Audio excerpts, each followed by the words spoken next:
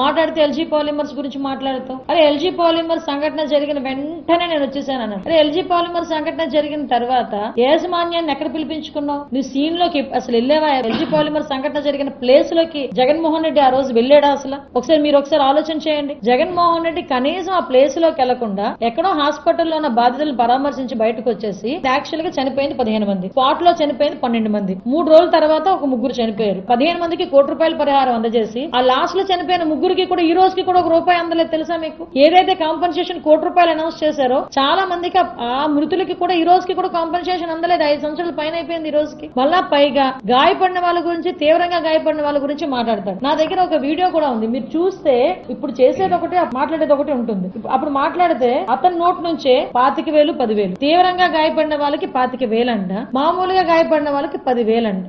ఒకవేళ అవసరం అయితే 1,00,000 ఇస్తే ఇవ్వండి, లేకపోతే లేదు. ఇది సాక్షాత్తు చనిపోతే 12 మందికి సంబంధించి ₹1 ఇవ్వడమే కాకుండా ఏకంగా 19,893 మంది ₹10,000 వెంట ఇవ్వమని చెప్పి కూడా చెప్పడం జరిగింది.